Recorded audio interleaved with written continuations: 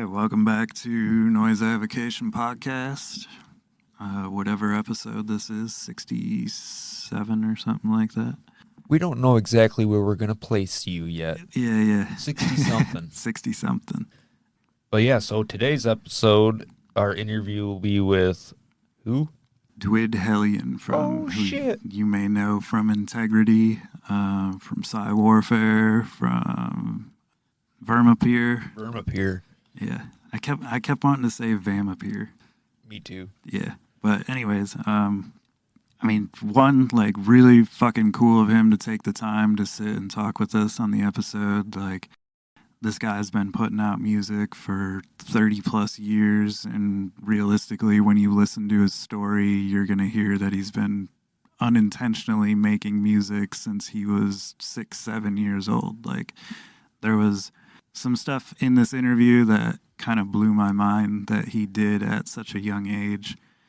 And I don't want to like give it away prior to, but for listeners tuning in, like, there is some really cool shit in this interview as far as creativity. Like, I think this guy has definitely been on the more creative side of people that we've had the chance to talk to. And I'm not trying to say that to take away from anybody at all. Like, we appreciate everybody who comes on the show. It's just some of the things that he did and came up with, or the instruments that he made and stuff like that. You're like, to me, I'm like, I don't even know how you thought of that. Like, where did that idea pop into your head? So to hear them stories was it made the interview a lot of fun. Most definitely, and we hope you all enjoy it as well.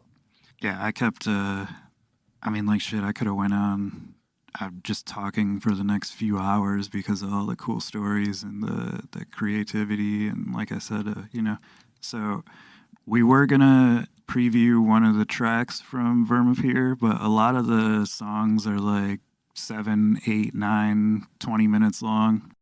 So if you're interested, there will be links in the Bandcamp for that project. If you haven't heard Integrity, you can go check out Integrity on all streaming platforms. YouTube too. You can follow everything on all Instagrams and Facebooks and Twitters. Yeah. And you can pick up Integrity's records through Relapse Records. I'm pretty sure you can pick up some Psywarfare stuff through Relapse, like some splits and whatnot. And which you can purchase through the Noise and Toys record shop located in Alpena, Michigan. Yeah, we have had a handful of Integrity stuff in, and the next time I place a Relapse order, there will definitely be more Integrity items in the store. So if you're into the band, come in, buy them, support your local record store, support them as a band, go check out his various projects, follow them on Instagram, etc., like Jeremy said. But unless you have anything else, Jeremy, I'm going to jump right into things and then get started talking to Dwid. We're here with Dwid from Integrity, from Psywarfare, from Vermapyre. You've run your own label. You are a man of many different hats, so to say. So thanks for taking the time to jump on the show. We appreciate it. I appreciate you guys having me on the show. Thank you. Yes, thank you very much. Did you just get back to Belgium from the Cold as Life show? Yeah, last week. I got back on Thursday.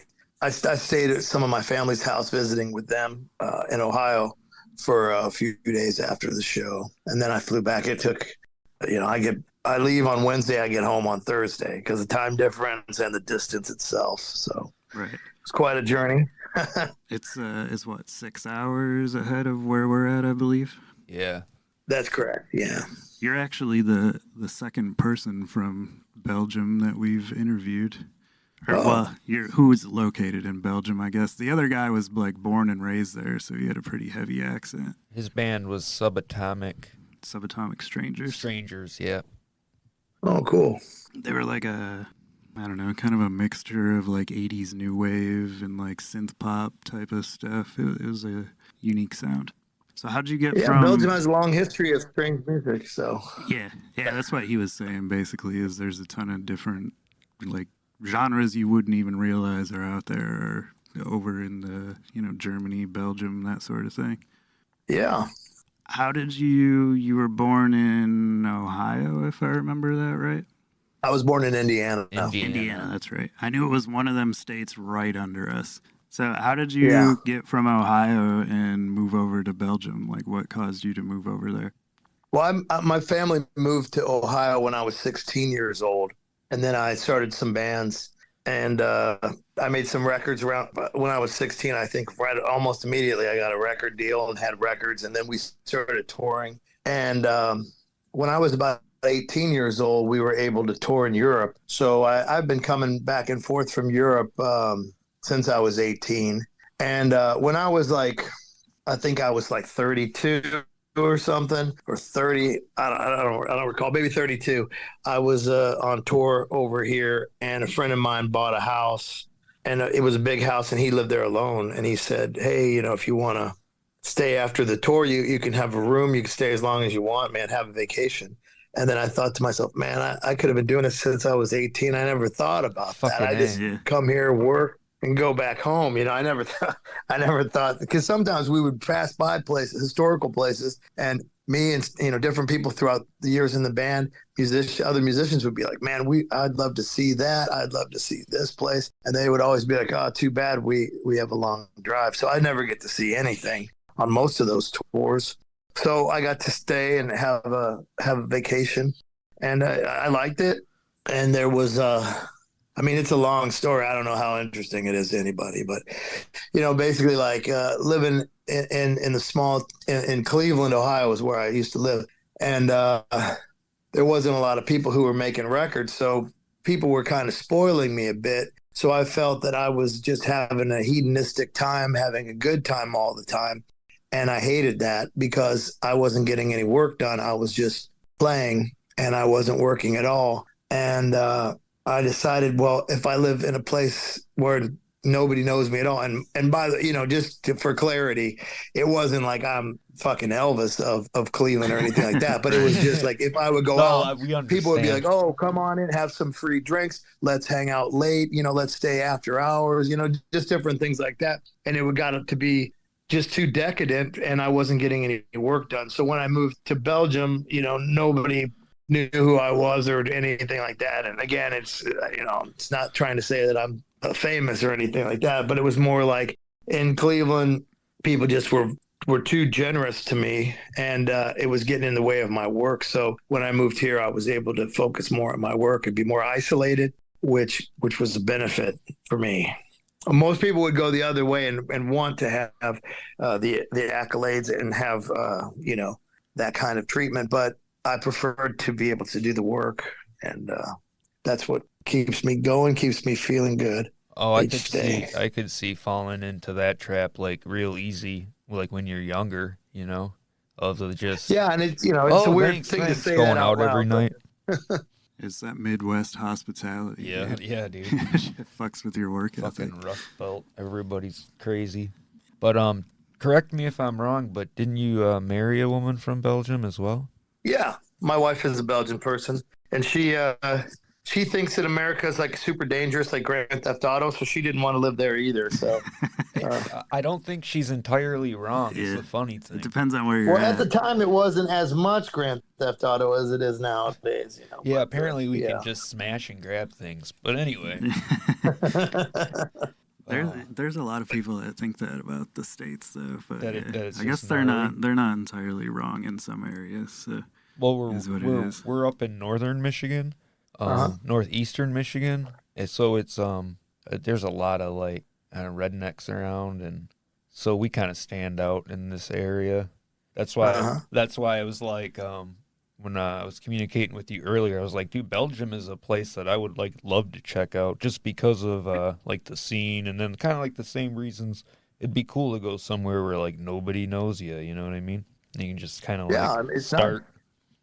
It dropped out, I think. Oh, okay. No, he just stopped mid-sentence. I didn't stop. I just said that's where you can start, you can start over or whatever. I don't know. You're good. Oh, okay. Start over, yeah. But I never... You just said start, so I thought it dropped off. How does the... Yeah, where I live, you could walk a few, maybe 10 minutes, and then you could walk past an old castle from medieval times and things like that. So I don't live in a castle, nothing like that, but I could walk. through the woods and see stuff like that. And I find that to be inspiring, you know. So yeah, that's really cool. So does any of not the for everybody. It's a different environment than I grew up in, and I find it nice. Right on. Yeah, it would be nice to have a change of scenery and stuff. Does any of the architecture and the old medieval buildings and castles and stuff have any inspiration on the Vermapyre project at all? Like whether it's art wise or just I mean, I think it inspires all my projects to some degree. You know, wherever you are, that you're sort of a conduit for everything around you, and you absorb that, and then you reciprocate that back out into the world. So probably, yeah. I mean, I like to look at this stuff, but it's almost gotten to a point where it's not as new and fresh as it was to me when I first moved here. Of course, you know, it starts to, your mind starts to filter things out that would normally be spectacular to see. But occasionally I'll find myself like, oh, wow, that's amazing that I can walk by something like that. Yeah, that's as I get older around here, I've lived by Lake Huron literally basically my entire life. So we take that shit for granted all the time. And as I get older, I try to like take that shit in and like try to appreciate it more, you know what I mean? Because not everybody has that. And that's one thing that keeps me here too, is like, I don't know if I'd ever want to leave the lake, you know? Mm-hmm. Like just that's inspiring to me in a sense, you know what I'm saying? Like how the castles would be used. I understand 100%. When I grew up in Indiana, I lived like on a farm. There was nothing around for miles and miles and miles. And I remember being like really little kid looking out over cornfields and thinking like, man, there has to be more than this, you know? Yeah, sure.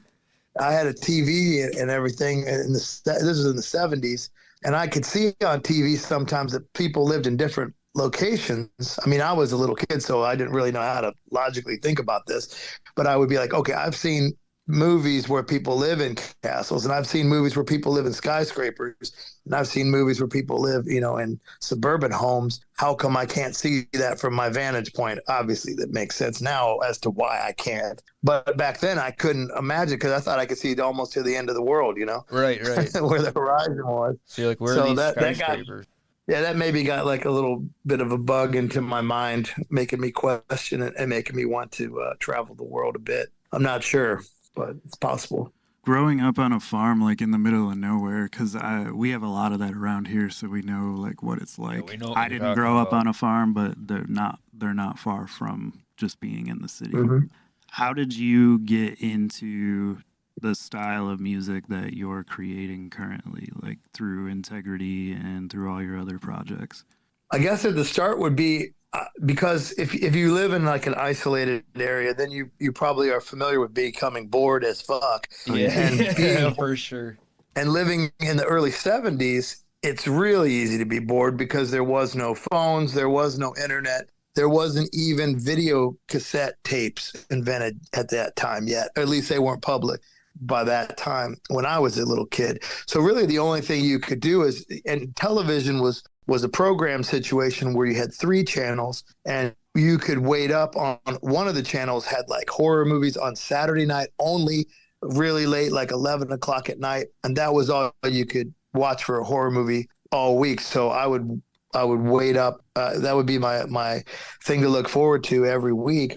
And I'd stay up and I'd watch those. And then I had a cassette player like for audio, like the kind that you might have found in a library in the 60s or something. And I would record the audio because it wasn't even like something you would even imagine possible that you could record the video back then. So I'd record the audio and then I'd play it back throughout the week and listen to the show and reimagine what I had seen, usually and hopefully misremembering what I had seen so that my imagination started to like develop better because of that. And so I would start making these tapes. And I remember one of the days I got bored and I looked at the cassette tape itself and I saw that there were some screws on it. And I said, well, how does this thing work? So I took a screwdriver and I unscrewed. I don't even think I took a screwdriver. I think I took a knife and used it like a screwdriver and took the screws out. And I tried to figure out how this thing worked.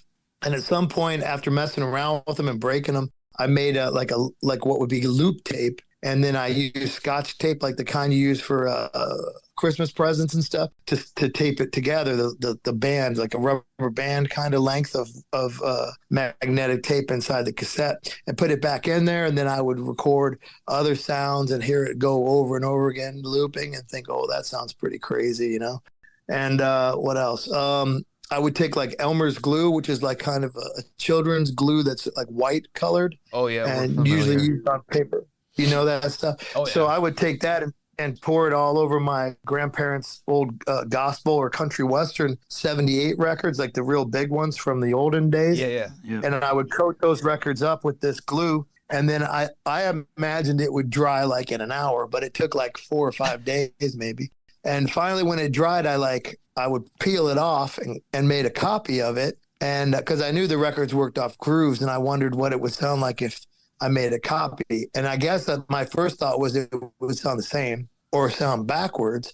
And so then I put it on put the glue version copy onto the turntable, and I would play that, and it would sound pretty crazy. It'd be like inverted, you know. And I would mess around with that and play around.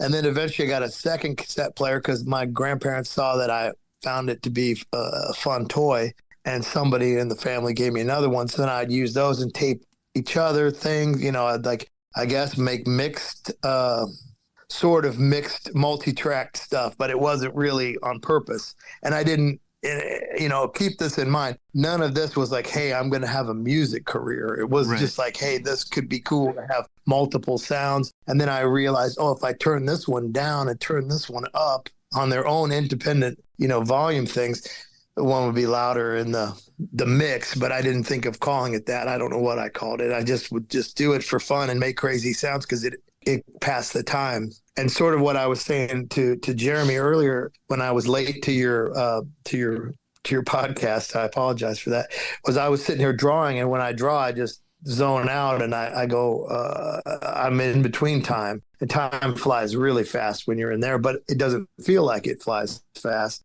And the same thing was true when I was making these recordings and other things like that. I just sort of get lost in time, and I find it enjoyable. So I just started messing around with recording things. Also, because I lived out in the middle of nowhere, we'd have like the power lines would come from these big posts, like kind of like big tree posts that'd be up into the air, and then they'd have the power lines cutting across those. They'd be like a T-shaped, you know. Oh yeah, and when they come down, them here. yeah, we still got them. Still have them in your area. Oh yeah, yeah. So yeah, like out in the country areas, it's like that. So these lines would come down to the house, and then they'd have like sort of like a ground line where it'd go from the house down. So I don't know if that was because of the power or because of like lightning or whatever it was, whatever reason, but they'd have this like grounding cable that come from the house and come down, and it happened to be connected to the outside of like where the garage was, where we parked the cars. And so the garage is like essentially like an acoustic guitar, the body of an acoustic guitar. And I had this really big, thick metal cable that was really taut and connected to the house, but then pulled tight to like some kind of cement hook that it was connected to. And I would take like baseball bat and bang on that and slide it like a slide guitar. And it would like make resonate through the garage. And I'd make these sounds, like really bassy sounds, like, kind of like a bass, one-string bass guitar or something. And I would play that also, and just other weird stuff that I'd come up with. And none of it had any intention of being musical. It was just like, I mean, I guess it was sound. So yeah, it was musical, but I just thought this passes the time, you know? And you were just instead like of staring at a tree all day long. You were just like a I was like kid. 6 and 7 and 8. Oh, that's nuts. What's that? Wow. Yeah, it just makes me think that, like you said, growing up in basically, you know, fuck Egypt, as we like to say, is like around here, the same thing up until video games and phones, you know, because you had to entertain yourself. So I look at like, we're fathers. Yeah, we didn't have our phones kids, until like, you know, the it's 90s. crazy. So that was a long time off for me with phones. And we didn't have VHS tapes yet. At the end of the 70s, my grandfather got a VCR player, and we were like, wow, it was like cavemen seeing fire, you know? We had no idea that was even fucking possible. I'd imagine. And then at some point, like, you could have the satellite TV. And then we got one of those, and we're like, wow, this is, we're in the future and stuff. So, like, I was just trying to pass time and entertain myself. And it was a lot of fun to do. I mean, I don't know. There's a whole bunch of other weird things that I do with that stuff. But eventually, like, I also, my parents moved away at some point, and then I ended up in Louisville, Kentucky. And in Louisville, Kentucky, there was a punk scene. And this would be like the early 80s. And I got a skateboard for a Christmas gift, and I would skateboard around with the other children. And at some point, one child was like, "Hey, we're going to go to this place called Charlie's Pizzeria and hang out and stuff." And so I said, "Okay." And so I went with these kids, and some of them were older kids. They were all skateboarders, and there was like punk shows happening. This would be like 82, 83. So they would have these little punk shows. And I would watch that at this little pizza shop. And, there'd be like 15 kids or something in there. And they had pitchers of beer for like a couple bucks or something. And even as a 13-year-old kid, I had a couple bucks. So I'd buy those. And, we would raise a bit of hell. And I'd see these bands. Then they were like local bands. The band I can recall was called Maurice. And eventually those guys broke up and split it off into two bands. One became a band called Slint, and the other became a band called King Horse. Both of them have albums and are great bands. So anybody listening who wants to check it out should. And then from there, I just discovered other stuff like that. And then I even found out that people made crazy sounding records that didn't have guitars, but that took a little bit of time to figure that out. Kind of similar to the stuff I made as a little kid. So it's kind of like a lack of resources forced your creativity when you were younger. Yeah, that's definitely true. I mean, I'm a big advocate of having limitations, bringing out more creativity. I mean, when you have everything at your disposal, sometimes it becomes overwhelming. When you have less things at your disposal, then you're like, you have to make something interesting out of nothing, and that I always find that to be the most beneficial opportunity, so to speak, whenever I'm trying to make something. The thing that you said about putting the glue on the record was, that kind of like almost just blew my mind. Yeah, that's like an ingenious especially thing when for you're a kid. Being like 6, 7, 8 years old, that just the thought of already realizing like, okay, these work off of grooves, I could basically create a negative transfer of and see how it sounds. Well, I wasn't sure if it would be negative. I wasn't versed enough to know that it might invert or any of that stuff. But what I did think was I could make a copy and maybe like it would sound weirder.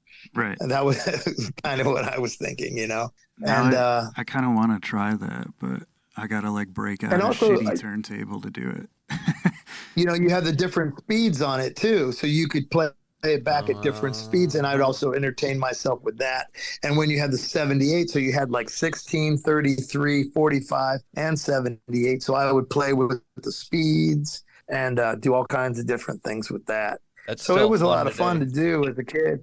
Yeah, it's a fun thing to do. Like on some of the records that I've made it throughout my life, I put like this thing called a lock groove, which means it's kind of like that loop tape I was talking about, but in vinyl. And you can switch the shift the speeds of your record player and play that at different speeds, and it has different, results. And it's kind of hypnotic to some degree. It depends on what your taste is. I mean, some people find it to be, their grandma mentality, and they find it to be noisy. That's a bunch of noise. Turn that racket off. Yeah. Even people who are into heavy metal try to talk like that. Sometimes I find it to be very bizarre because you're into underground music because you don't want to be like your grandma. And in defense of grandma, when she was listening to Elvis or James Brown or whatever, and they were dancing around, that was punk, that was black metal, that was noise music for their time. And guess what their parents said? Turn that noise off, that racket. Oh, now you listen to, a Chuck Berry record in the grocery store,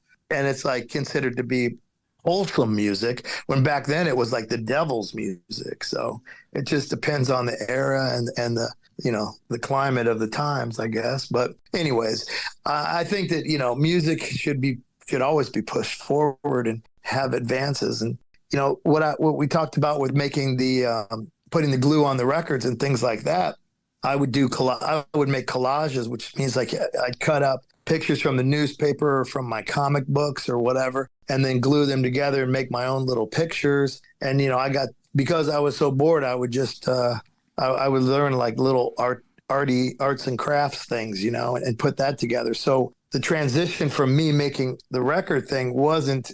I mean, I appreciate you complimenting me, but I mean, it wasn't such a far stretch from what I was already doing with, putting things together and making, having silly putty or having plaster or having other kinds of, molding type stuff. I just thought, oh, if I can mold this physical item, I should be able to mold a record. And it accidentally worked out or whatever, or worked out as, So if you were is doing a relative term in this context, I guess. But right. yeah, what I mean. Yeah.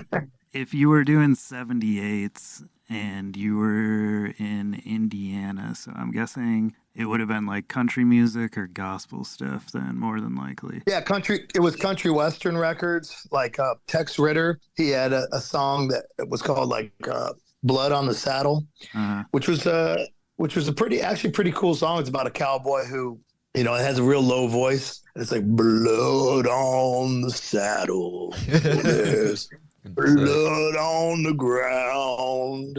There's a big old puddle of blood all around. It was kind of a voice like that. Right. And what he would do that was interesting is as he'd play his acoustic guitar, he would detune it as he'd strike the string. So it'd be like, like kind of like a whammy almost, but it would be going out of tune. So you'd sort of have this like, it'd be turning like the keys as he's strumming. Is that what you're saying? Yeah. So for example, he'd hit the top string, and as he hit it, then he'd reach for the tuner, and then he'd detune it. So it'd go sort of have this sort of wobbly sound.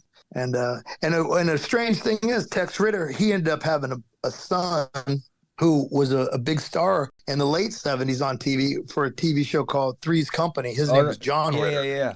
We're familiar. Shit. So yeah. John, now that I didn't know that Tex Ritter was John Ritter's father, the guy that that is nuts. Yeah, we rest in peace to Suzanne I bet Summers. on YouTube you can look up sorry, I was talking over you. What did you say? I said rest in peace to Suzanne Summers. She recently died like yesterday, I think. It was a few days ago. Right. Yeah. So this is a timely conversation. But Suzanne Summers, she lived like she was 30 years old for her whole fucking life. Oh, I know. She was almost a vampire. So good for her, Yeah. Thigh mask. Yeah. Maybe it was a thigh master. I don't know. But she looked good.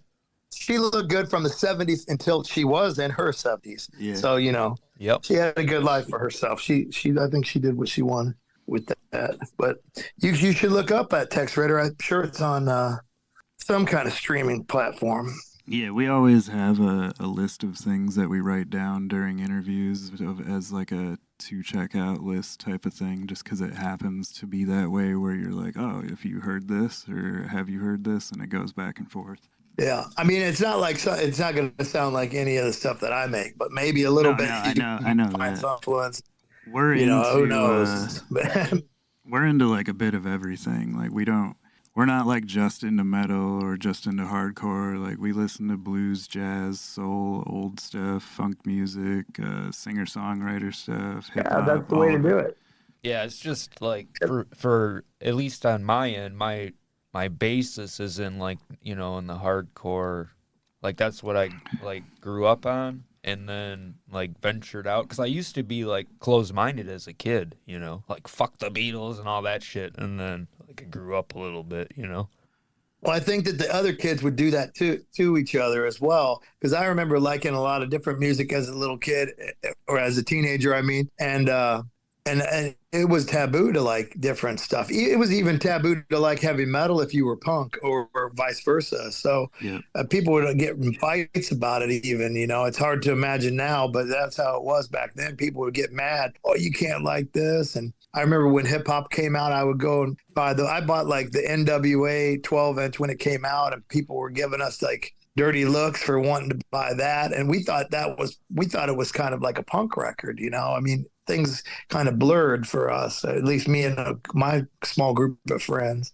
And, I thought it was kind of in the same vein as Slayer because it was doing something different and challenging and pissing people off. That was maybe the most key component of all these guys that glued them together in my mind. But, I love Delta blues music and I love noise music. I love all kinds. I love gospel music still to this day. I mean, like Pastor T.L. Barrett from Chicago. I love that.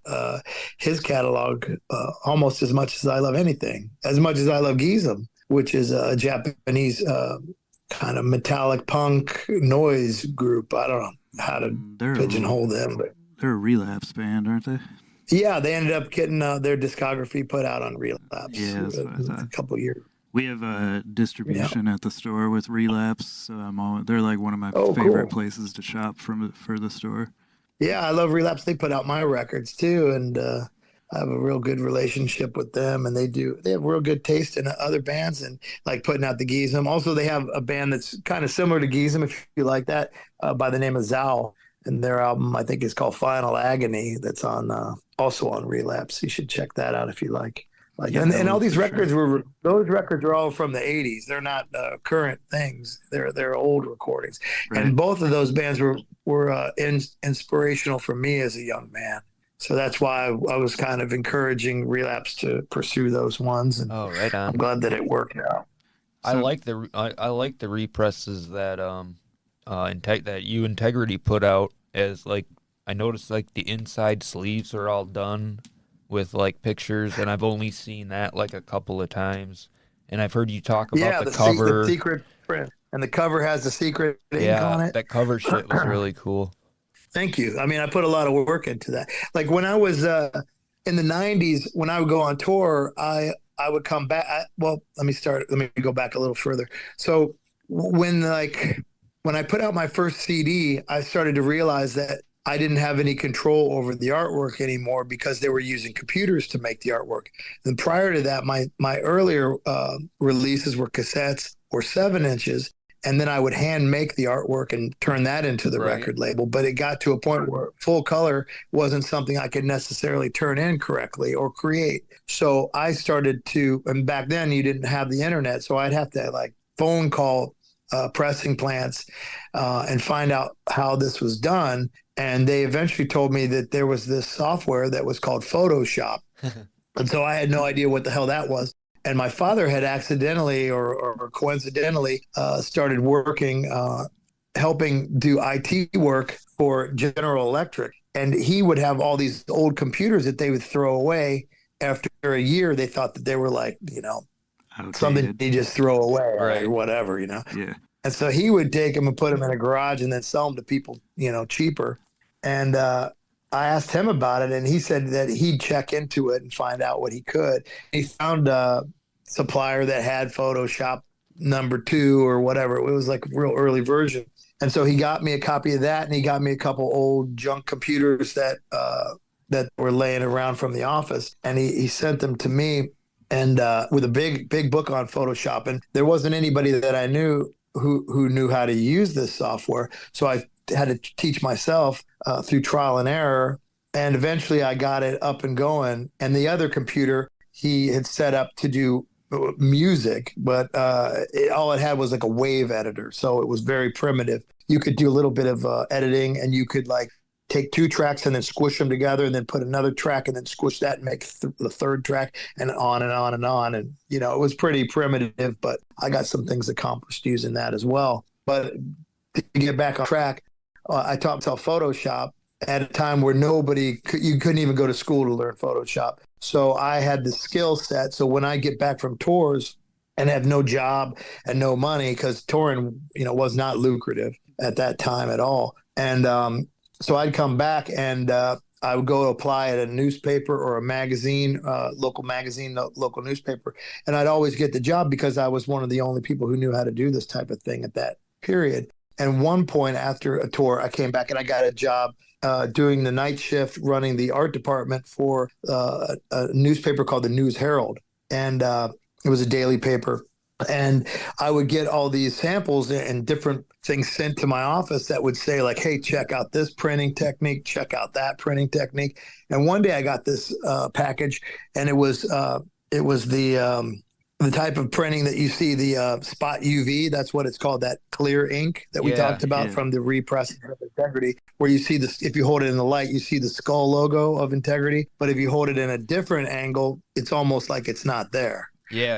It's also kind of like a braille because it's raised, so you can sort of feel it too. Like if you were blind, you could feel it too. So there's like that quality as well. And so I saw that and I was like, wow, I really want to do that for one of my records.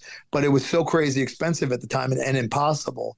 But eventually I sweet talked to some people into doing that for my records. And then it sort of became a thing that I do all the time. So that was the coincidence that brought about that kind of special printing. And on the sample, what it had was, it had a picture of a forest, a black and white picture of a forest.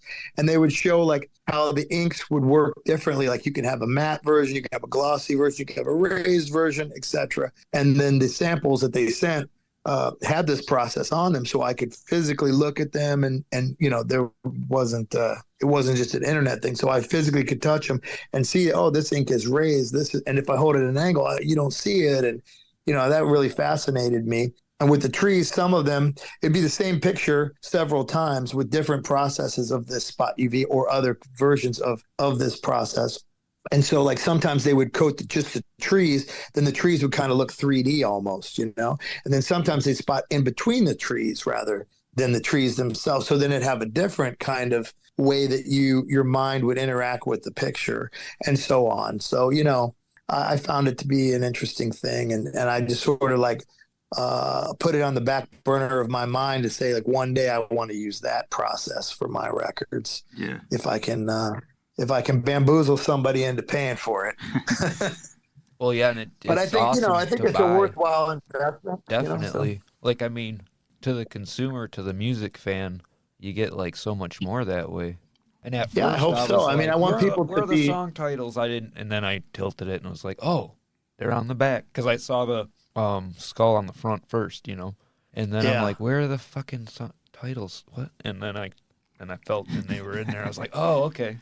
Because I was like, that was another pet peeve of mine, was I hated to put names and words all over the artwork. I didn't want that, and this was my way of getting around that too. And I really like the fact that a lot of these records come in those plastic poly bags. Yeah. And once those record jackets are in that poly bag, you cannot see, for the most part, you cannot see that the skull or the track titles are on there at all until you remove it from the bag, and then you're like, whoa. It's kind of like a surprise thing, like you have a decoder ring and now you see this secret, Yeah. Yeah, it's like a Christmas Story. The fucking, what the hell? I can't, Morse code or whatever it was, the decoder. Yeah, like when I was a kid, in the cereal boxes, they'd have these like things where you could put on like 3D glasses, and then you could read something on a comic book that might come with it that you wouldn't normally see, this kind of thing. And so like that probably weaved its way into my imagination also, or I don't know. But it's just fun to do that stuff. It's the same as like doing weird things with the records, cutting the records weirdly. I did a record at sometime in the mid 90s where they would play most of the songs on side A and most of the songs on side B the normal way. And then it would have a lock groove of silence, like how normal records do, to stop the needle from going onto the stickered label that has the artwork that says the name of the band and usually has some image or something on that. So they created this lock groove, and I'd have it go to silence in this case, not into sound. And then people who were a little bit aware would notice, well, that's weird. It's locked in there, but it looks like there's another song after it on both sides. Why is that? Then they'd pick up their needle and try to drop it there. The needle would push out. And then they'd be like, what the fuck, What is that crazy shit? And this is, again, before the internet, really.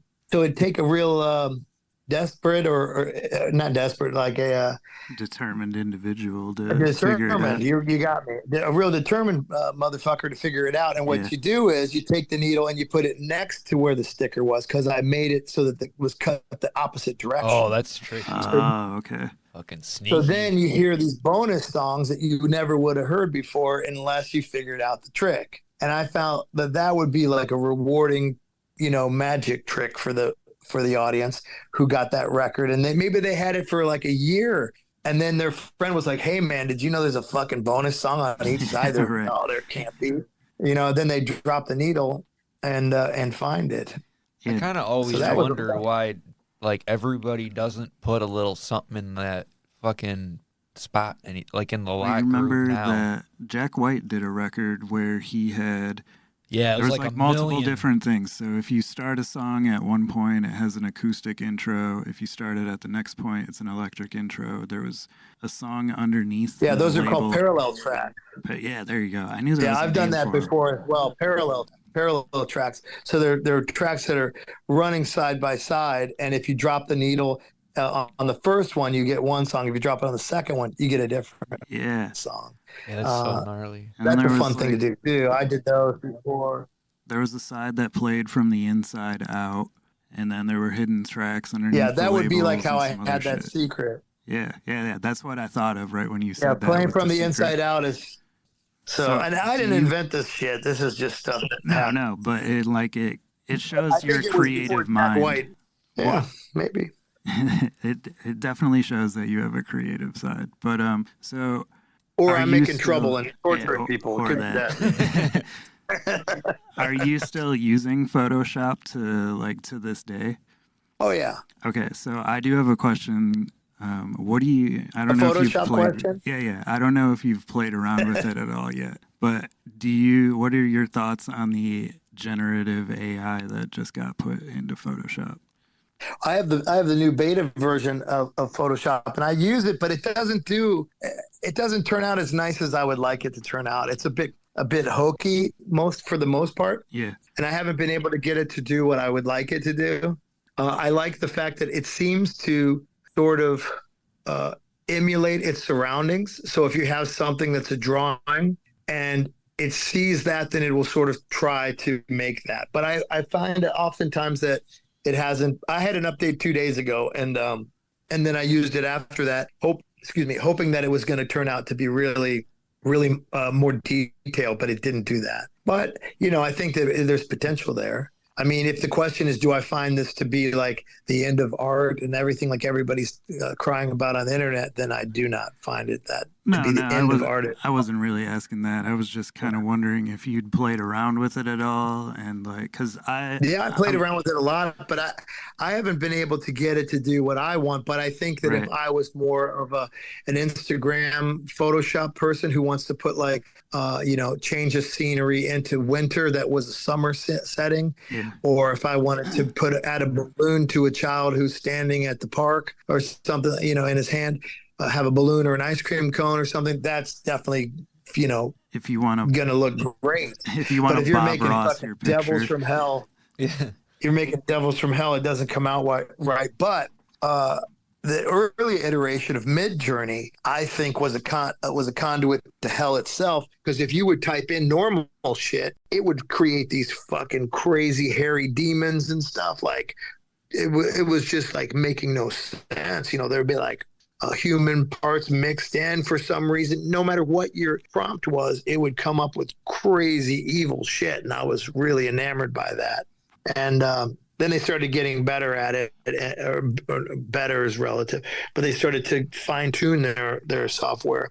And then also they made it so that you couldn't have scary images anymore and things like that. But still, like, I think that the AI started to learn like what I like and my appetite for the aesthetic. And so it would still kind of do it anyways, but it wouldn't be, having, body parts anymore. Somehow that became like bad. It's probably on a the censoring list or something.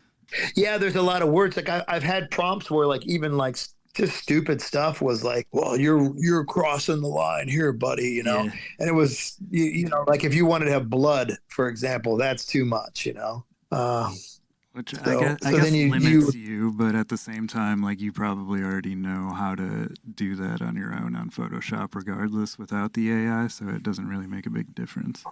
Sure, but with the AI, all you do is put red paint. Right. So okay. blood So you trick it. Yeah, gotcha. You have to go around because, like we said earlier, when the world gives you obstacles and limits your possibilities, you find a workaround. Right. That's that creativity. So think of something different to do.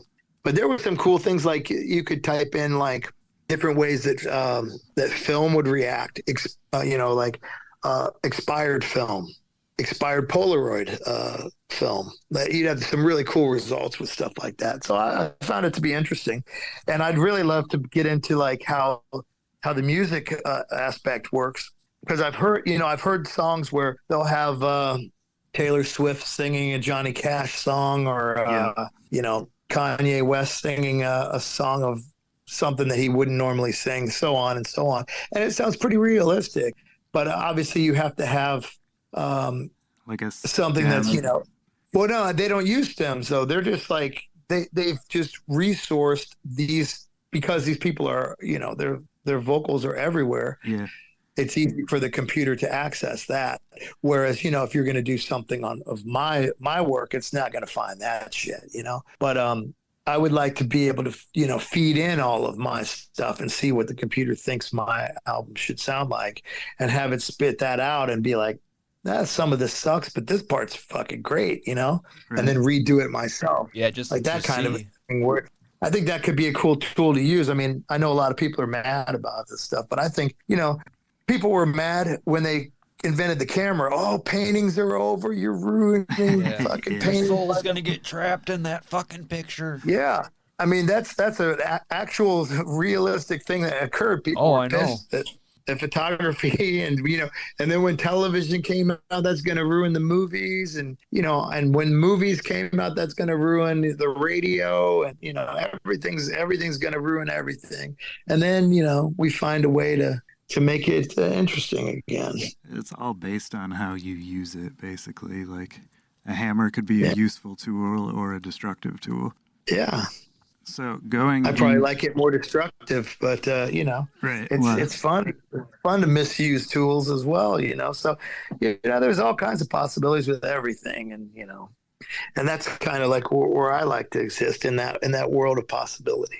Yeah, and that definitely shows in your music, like not even just in integrity, being an incredibly unique band in the genre, but more towards like the Vermapyre stuff is definitely like you're showing that you're not putting limitations on yourself in your music and just kind of doing what's inspiring you and what's coming out at that time. Yeah, thanks. So the Vermapyre project, when did you start that? Before we started here, I think you said it was like quite a while ago.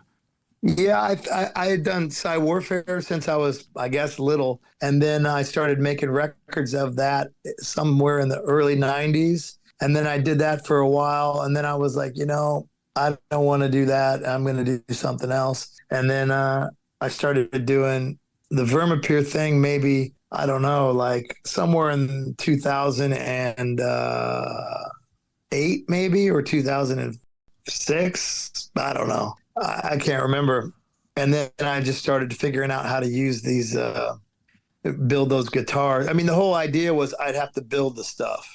That was kind of like the obstacle. I created an obstacle for myself. So, okay, I have to build shit and make it work. And if it sounds wrong, then that's the way to go, to make the wrong sounds right, or make it the right sounds wrong. It depends, So that's kind of how I approached it. And then I did it for a while, and it was fun. And at some point I was like, I did it. I did enough. If you go to the Integrity Bandcamp page, somewhere towards the bottom, there's like the discography of Vermapyre, all as like, I think 1 track or 2 tracks, whatever it is.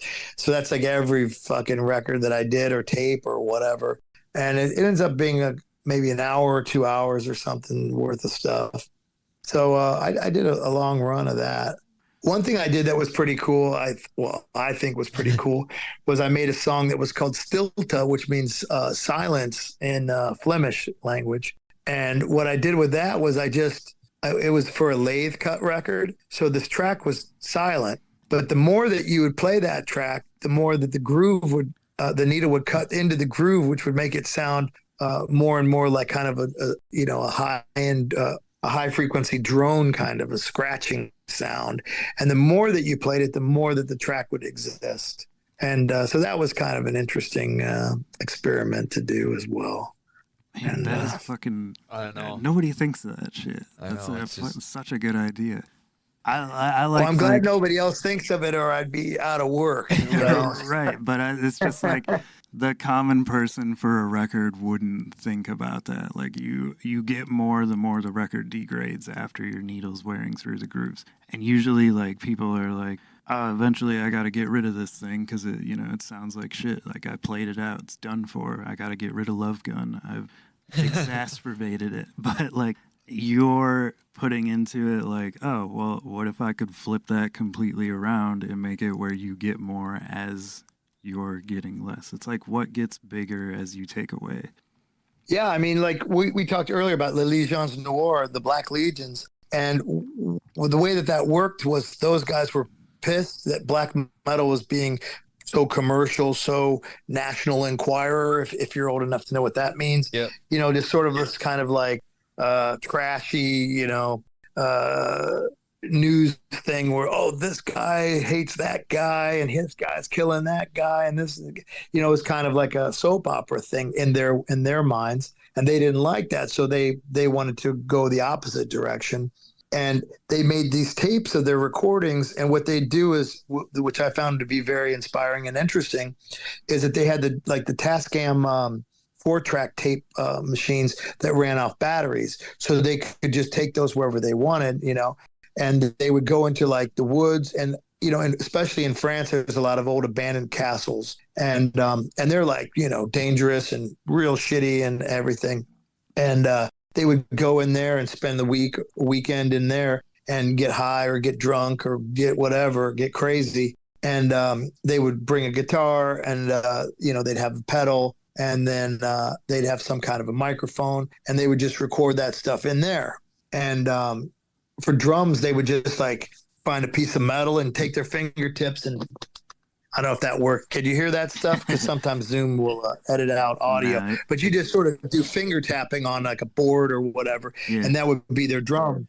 And they would make these tapes. It's going to make sense in a minute. Sorry, I know I'm long-winded with this shit. No, that's what we're here for. Make these tapes.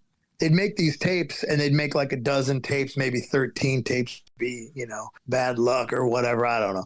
But they give them to just their friends, and one of their friends became a bit of an opportunist, and he thought, oh, I can make a few bucks off this fucking shit. So he started dubbing the tapes and selling them to people through the back classified ads of heavy metal magazines and stuff. And then he would just, to be super greedy, he'd get the worst, shittiest tapes he could find. He'd tape over tapes that he'd get at like a flea market or something, it'd be like Michael Jackson Thriller. He just put Scotch tape over the holes and then dub on there, and then keep dubbing and dubbing and dubbing and dubbing and dubbing until it sounded like total shit. And that's what I loved. It was the really degraded tape version of this stuff. It was like already a horrible, horrible sounding. And I mean that in the best possible way, right? Horrible in a great way.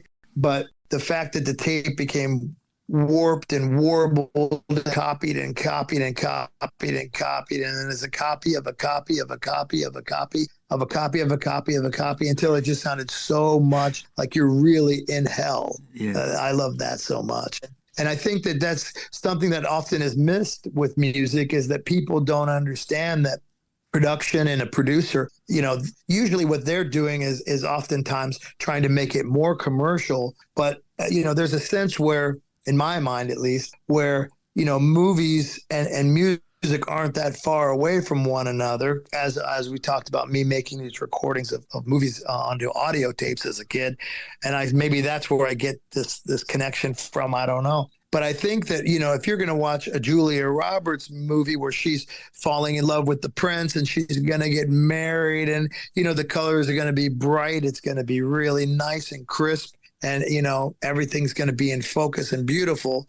And then you're going to watch a movie about some kind of vampire, and you don't want that to be beautiful. You don't want that to be bright. You don't want that to be all in focus. You want it to be gritty and the film to be kind of bad quality, and you want scratches in the film, and you want it to sort of misframe so it glitches a little bit, or it has a quick jump, you know. You want the audio to be rougher. You don't want it to be, you know, beautiful, happy orchestras all in major, you know. You want it to be rough and crappy, you know.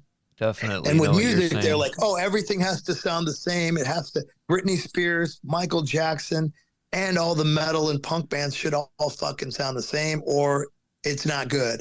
And I always disagreed with that. I think that the production of a record should be like a member of the band, or a instrument of the band, in a way where it complements the way that the music sounds. Because when everything sounds the fucking same, then that's just fucking boring, you know. Yeah, and if you have something that's supposed to sound raw and haunting, like it's fucking some kind of thing in the darkness of your attic that you home alone, and you're like, what the fuck is that? And then you go in there to see what it is. That's the kind of, I think the production should be for some of this stuff. Whereas if you have, you know, something that's Taylor Swift or Britney Spears, or one of these kinds of things, it should have the production that they have, you know. And there's nothing wrong with that.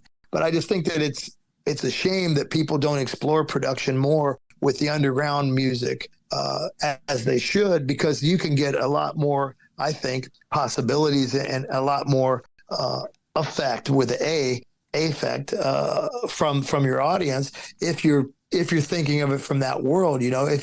And also I think there's a quantum physics component to it, where you're putting intention into the music, you know. If you're putting happy thoughts and I want to date the prince kind of thoughts into your pop song, then, you know, your audience is going to be like, I'm also going to marry a handsome, dashing prince and live happily ever after. But if you're like, have some kind of like evil spell put into your fucking song, then the people listening to that are going to be like, oh, this sounds fucking horribly great. I fucking feel sick in my stomach in a good way, you know, that kind of thing. So I think that there's elements of that, you know. That's like the appeal to watching horror movies. Like, you don't, like you said, you don't want them to be beautiful. You want it to, you know, put you at the edge of your seat type of thing, and to where you're like, what's coming next? I don't know what's happening next.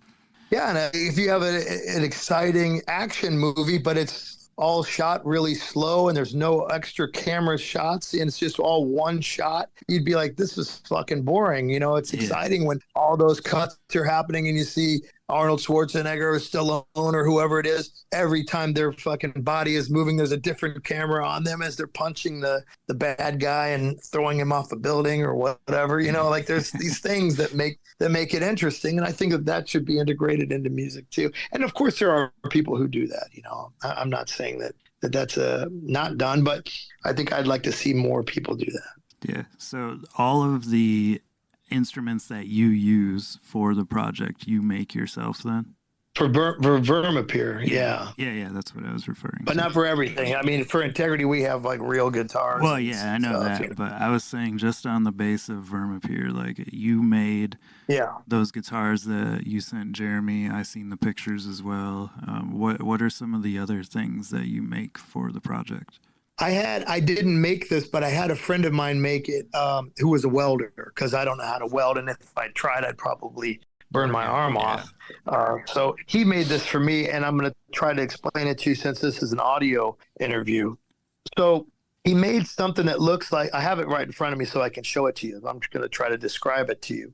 He made something that looks like a foot pedal for a kick drum, but instead of it being a kick drum, what happens is, I'm moving it over here so I can give you an audio example. What happens is there's a hammerhead where the kick drum should be, that's mounted onto a metal plate, and the metal plate keeps it on the floor so that it can be moved around. And then at the top, there is a railroad spike that's welded to a metal post. So when you step down on what would be like the floor pedal, it lifts a piece that has the hammerhead welded to it, and at the same time, there's a link of chain also attached to the hammerhead. So each time it comes up and hits the railroad spike, it makes this sound.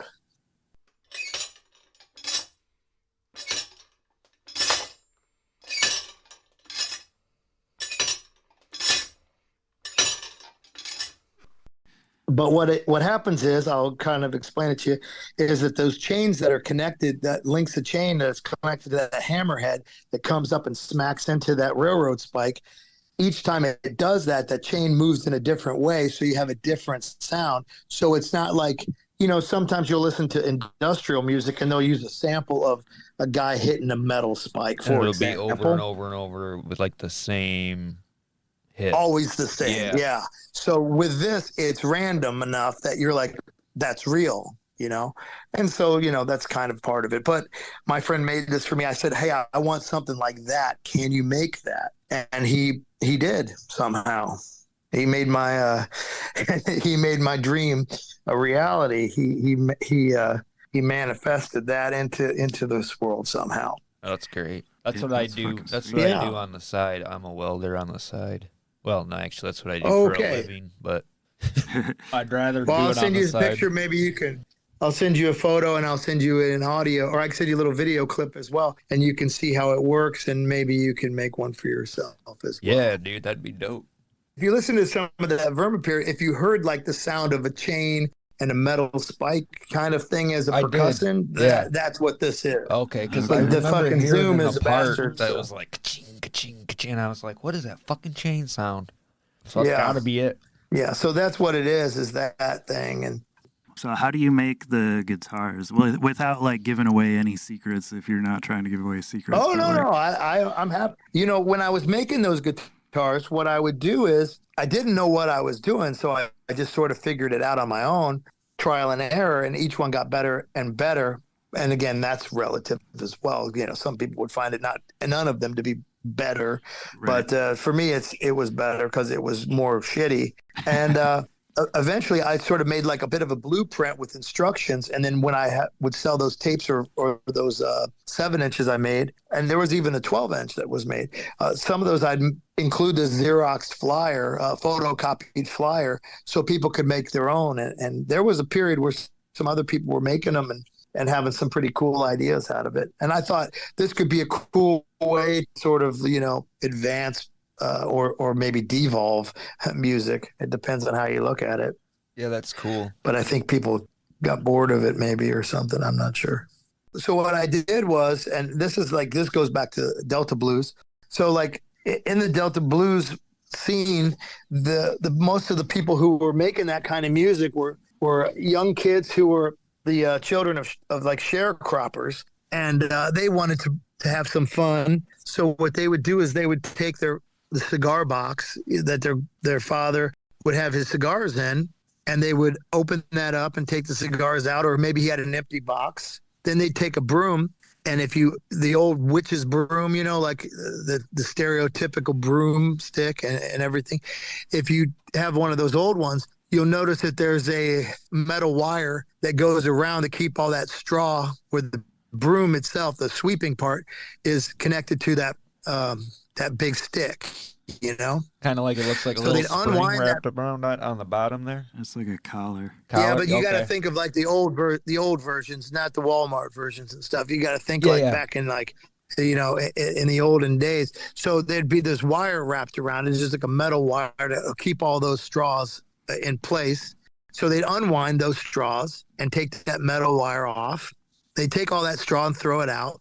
And they'd take that stick, they'd slam it through the body of that cigar box. Now you have a guitar body, and now you have a neck for playing on, right? Then what you do is you take a rock or whatever you want and put it at the bottom of the body of that guitar body, that cigar box guitar body. And then you put a hole through it with a nail. You put a nail at the bottom of the broomstick handle, where the body of that guitar body, which is also a cigar box, is. Then you affix the cigar box to the broomstick, and then you put another little rock at the other end or a nail at the other end, and then you take that wire and you pull it across each other, and then you have a guitar. That's it goes back again to what we said earlier, like less is more, and you deprive yourself. So the way that it works, so if you're wondering like, okay, how does that fucking work? So what happens is you have this tight wire across it, and you flick it with one hand, and with the other hand you take like a beer bottle and you rub it across, as you'd see like a bottleneck slide guitar player putting a bottleneck on a cutoff bottleneck on his pinky. But you could just hold up a spoon or a butter knife or a bottle of beer, whatever, and or a bottle of wine, and just like roll it back and forth while the other hand is plucking at it, and that's going to make a sound. Now, if you put that cigar box body on there, just like my grandma's garage, now it's going to resonate that sound and it's going to amplify that sound. And so that's the idea. Now, what I would add against that would be an electric guitar pickup. And I'd move it the wrong way because I'd usually have one or two, maybe three strings. So instead of having it go horizontal, I would position my pickups to go vertical. So all four of the magnets would be picking up all the sound instead of distributing it, and it could give a little more of a rough, distorted sound to it. And that's what I would do. And then after I'd finish, but I wouldn't really use cigar boxes. What I'd use is like wooden boxes that I would make. And then I would beat the shit out of them and stain them black so that they look like they were 200 years old or more. And that's what I would use. But I also wouldn't use a nail. I would use like an actual pickup. an actual guitar tuner and drill a hole in there. You look at truss rod? No, I'd use like just the tuners that you can buy from eBay, like for like cheap guitars, and then for the nut at the bottom, I would take an old threaded dowel rod and then cut it out into little chunks, and I'd use that instead of like a rock or something. I'd use that to lift it up. But I have one guitar where I used like a chicken wing bone to do that. I try to make this vibe of kind of more of a country vibe or something. But basically you just need to lift the string up off of the neck so that it can vibrate onto it. That's the trick, I guess. But then I wouldn't have any frets on it. Sometimes I'd drill little holes to show me where the frets could or should be, but mostly, or just for reference point, but mostly I wanted it to be smooth so I could slide. So I would play those. So basically that was like slide guitar, lo-fi black metal sort of. So it's in between blues and black metal is what Vermapyre was. Yeah, there's a band that's kind of like that I have no idea how to pronounce the name. It's like Fortressy or something like that. They're some Norwegian type of band, but they play like mandolins and shit in their black metal and kind of mix like folk music with black metal, lo-fi black metal. I'd have to find the actual group. I'll send it to you on Instagram. Just because I know I butchered the name. It's probably not even, it's like silent F. It's not even pronounced that way or something, but it's, I like when you blend if you can't pronounce, like that. If you can't pronounce the name, then probably the band is good. yeah, that happens a lot. Well, the cover is like it looks like from like the early 1900s, and it's just like a dude with an old, like, I think it's a mandolin if I remember right, or something kind of like a mandolin. It just looks like a really old-timely, almost country picture, but then you listen to it, and it's like lo-fi black metal. It's I only checked it out because I thought the cover was interesting, and then I was like, oh, this band's actually really cool. Oh, cool. What's the future looking like for you as far as music output? Well, tomorrow Psywarfare is playing in Belgium, opening up for my friend's band Spider, Nice. which is Francis from the band Devil Master. It's one of his other bands that he's in, and it's Spider, Spiter. I know Devil Master is the shit. They're so awesome. Yeah, he's the bass player of Integrity. I think I knew that actually. Because we interviewed Dom a while back, and I remember when I was looking into some of the details there. I think I seen something about the bass player being that guy. Yeah, that's crazy. Yeah, but he didn't play when I played in Detroit because he was in Hawaii with Devil Master. They were playing there. Okay. So sometimes when it's double booked, he doesn't do it. So that was like a tropical vampire show that he had in Hawaii. Hawaii, Detroit. Yeah, I picked Detroit, but that's just me. So yeah, I mean, he's doing his own thing, and he's one of my best friends, and I've known him since he was a little kid. So he plays with me when he's available. Yeah, and we get along real good.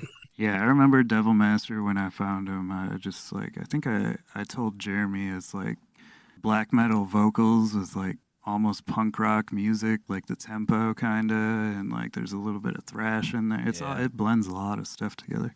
Yeah, and also like old school goth, like Christian Death is in there too, and a bunch of weird stuff. Yeah. Yeah, but their latest album is like Satan Spits at Children or something like that. No, that was the earlier one. Earlier one? I don't know. There's a funny song title. I can't think of the name of the new one. It's like Ecstasies of Never-Ending Night or something along those lines.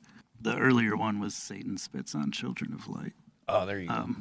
So going back to like Psywarfare and Vermapyre, when you're making instruments or you're just creating noise, and this, I don't know if this is like an ignorant question, but how do you decipher like what noise is good noise that you want to use on the project? Yeah, I guess like, kind of when we were talking about movies, there's a mood to it more than there's a scientific thing to it. I don't really know what I'm doing with music. I just sort of am just experimenting and finding things that sound appealing to my ear. I think, this sound gives me this picture. Right. And that's how I approach music. So other people would be like, oh, this is this is A minor and, that. But I look at it like, oh, this conjures up this visual to me. And then that's correct. If it conjures up something that is inappropriate for what I'm trying to create, then I don't use that. And I try to screw around with the instrument until I make it sound the way that I want it to sound. That's a lot easier to do in Vermapyre for the most part because it's already, I can tune the guitar a certain way and it's going to sound a certain way. Mm-hmm. Yeah, because the project like sort of has a early horror movie, silent film type of aesthetic to it.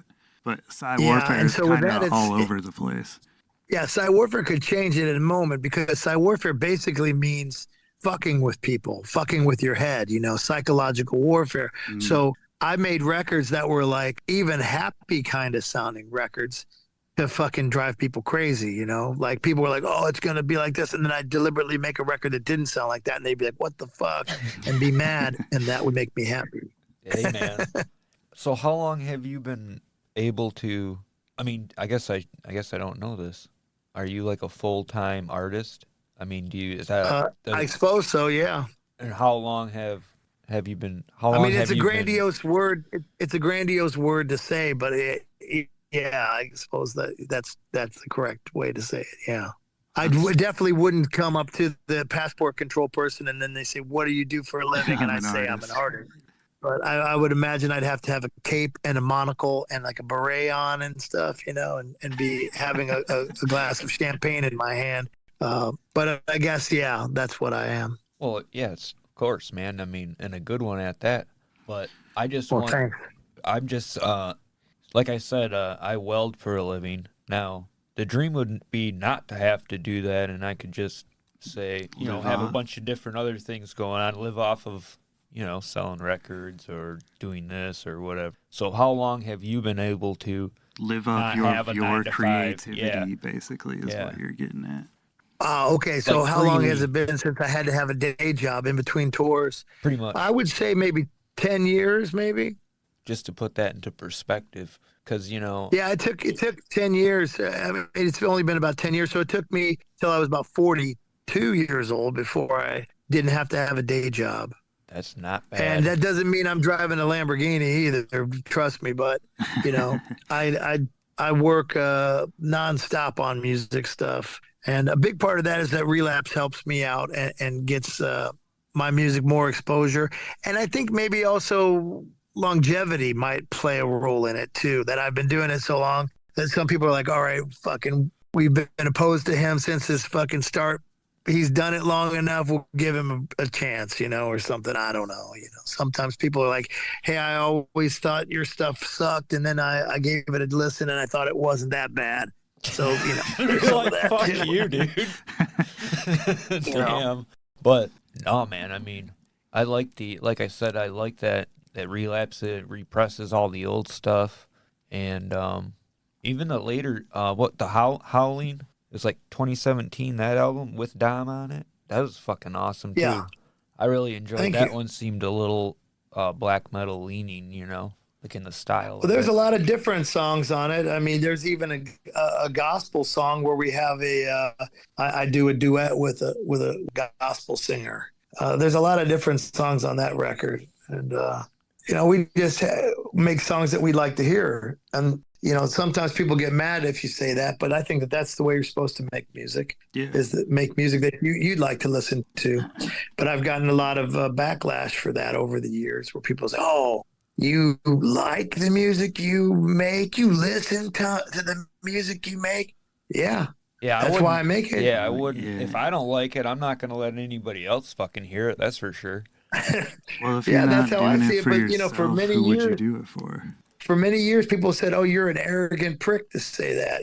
How dare you listen to your music?" I said, "Man, should I make music that I don't like? And why? How good would that be if I made music that I don't like? There's no passion in that. There's nothing in that. Sense. That's a hollow shell." Fuck yeah. Might as well fucking go 9 to 5. Yeah, because you're pretty much... So, I mean, I don't know. It's a weird thing. I don't know. Music's all subjective, though, so it's hard to... There's always going to be somebody who has a distaste for this thing or that thing, and it is what it is. But that's why there's so many different forms of music out there. Like, if you don't like it, don't listen to it. Yeah, exactly. I mean, I didn't go into this thinking, hey, everybody's going to eventually start liking it. I just imagined people would always hate it all, And over the years, some people were like, hey, this sounds pretty good. But it usually takes several years after I make a record before people started to feel like, oh, this is kind of good. It's got to stew with people for a while and meld over a little bit. If you're doing weird stuff too, I mean, weird stuff, people don't want to hear nothing. Most times people don't want to hear weird stuff. They want to hear something that they're already used to hearing over and over again. And, so sometimes I'll make a record, then the next record sounds different. They're like, oh, it sounds different. I'm not happy. Hey, this isn't fucking McDonald's, man. I don't care. Right. No, I think I appreciate that. It's not, karaoke where you're calling out the requests, I mean, your first record came out in 1988, right? For Those Who Fear Tomorrow? Yeah. Okay. No, that came out later. That was an album. I made a demo in 88, and then I had a 7-inch, I don't know, 89 or something. Oh, okay. And then a cassette single in 90, and maybe Those Who Fear Tomorrow came out in 90 or 91. I can't remember. Okay. Well, either way. That was my first full length. To put that in perspective for us, when you put out that first tape, I was 3 years old. When the first album came out, it would have been 5 or 6. So, yeah, I didn't even hear Integrity until I was probably 14 or 15 years old. And so I appreciate it. It's cool to go back and catch up on all those records that you miss, or the stuff that you may have not known about. You know what I mean? And I think that's cool. And that thanks for listening to me. It helps your longevity. You know what I mean? Like you were just saying, I don't think people say, "Oh, well, you've been here a while and your music sucks," but hey, I don't know what the fuck that's about. We'll throw you a bone. Yeah, we'll throw you a bone. But thanks for putting in 35 years worth of work. Right, and there's things that you've done that you may not even realize have changed the course of music, in a major fucking way. Like we also have an interview. Well, we did half of it already with Mike Score, and I feel that way about him too. Yeah, where it's you guys were both at the same time, kind of pushing those boundaries, if you will, if there were boundaries. I don't know, lack of a better term. So. Yeah, there was definitely restrictions that were made on music, and you could only do this or you could only do that, and that got me a lot of people angry, but that's okay, I kind of think, like you said earlier, if you're getting people pissed and angry, you got to be doing something right. Sure, that's how I would justify it.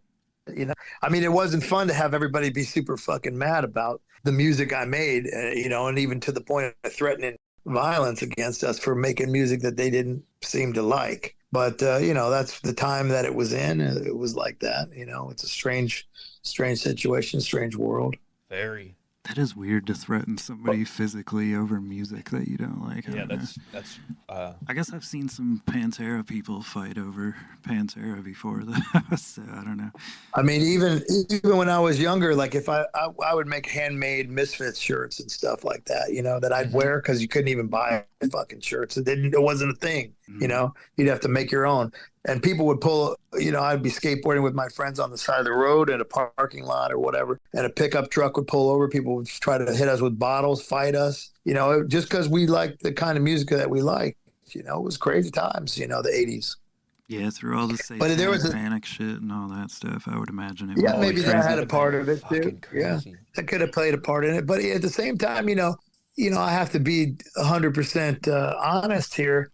While I was not happy to be hunted for enjoying certain kinds of music or for skateboarding or whatever, at the same time, it kind of felt, or at least in my head, I justified it as, being an outlaw in a way. So like all these people were pissed, and then I'm sort of like, like an anti-hero in my own mind, because I'm like, well, I'm fucking pissing these people off to such a degree that they're getting all away. So I must be doing something right, maybe.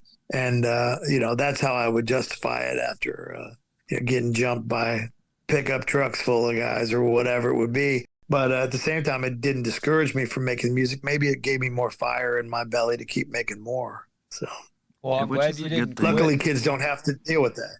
Yeah, now you can anybody can put a record out from their living room now at this point, and it can be complete trash from my point of view and complete gold to somebody else's. I don't know. And it's not like people are getting beat up over it anymore. Maybe they are, but I don't really think it's as much of a thing. Yeah, I don't think so, because like my children, they listen to some pretty mainstream hip hop stuff, and I see some of the stuff that I listened to as a kid, like bleeding into their music too, even the fashion to a degree, Playboy Cardi, for example, he has like Liberty Spike haircut, like GBH would have had, and then some of these other guys are dressing kind of like, wearing even wearing black metal shirts and other stuff like that, or punk shirts and things. So I'm not sure if they actually really like it or if they like the fashion or whatever it is, and that's not for me to fucking judge it either, Right. But it's kind of cool to see that stuff go full circle. Something that was literally dangerous to wear now is in fashion. That's kind of cool, I guess. Maybe I was ahead of my time. And now you can go to Walmart and buy a Misfits t-shirt or a Wu-Tang t-shirt. Oh, yeah. It's crazy time that we live in. The stuff that was taboo is like just normal now. Yeah, it's a funny thing. And there was a fashion company that's in the mall in some places, and I can't remember what it's called right now, but they did a shirt called the Integer, which was an homage to my shirt that has like a square on the front that says Integrity in a clean font. And they made they put their brand name in it. I can't remember what it is right now, but that was in the shopping malls and stuff. And me and my friends got a kick out of that, Definitely. And it's kind of flattering, actually. Yeah. I would think it would be. yeah, I took it as flattery. Some people messaged me and said, "Oh, you should be mad." I said, "Well, what am I mad for? It's cool that these guys are inspired by that stuff, Yeah, it's like free advertising. I don't know if anybody ever put two and two together and said, "Hey, let's check it out. Maybe that's a band." But I think they put Integer as the name of the shirt itself, and it said inspired by some kind of metallic hardcore band or something. Real basic description. But I don't think anyone was like, because the people who bought those shirts, I think it's kind of like an Abercrombie type store. Gotcha. And I don't think if you know what that even is. I'd be laughing for sure. Now I totally see it in my head. Yeah, it'd be funny. It's like so I think if those people listened to it, they'd be like, this shit sucks. Yeah. So as somebody who got to live through the satanic panic, because I'm only 32 years old, so I wasn't born until 91. But I've always been curious of this from people who grew up in that era. Like, obviously, you probably heard like Metallica and Iron Maiden and Judas Priest and that stuff, sort of thing first. But when you first heard like Bathory or Possessed or stuff like that, like what kind of impression did that have on you? Hearing something come out that was like that heavy, that dark, that evil? I didn't hear that until I had already heard Geezem, and I had already heard Septic Death and bands like that. Okay. I heard Bathory later, so that was something that I heard much later than the other stuff. So I had heard when I heard. Do you know what Septic Death is? Yeah. You know who that group Yep. is? Yep.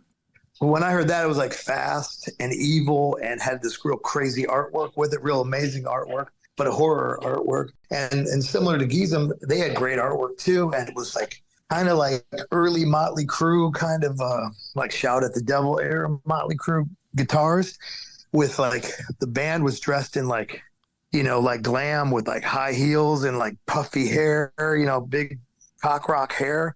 But then the singer was like, a crazed terrorist wearing a ski mask and grunting and saying broken English craziness.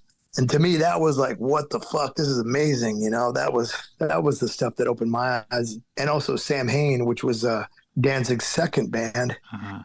When I heard that, I was like, I heard that before I heard the Misfits, because that was the years that Misfits had already broken up by the time I was into that kind of stuff. So those were the bands that kind of inspired me more, I think.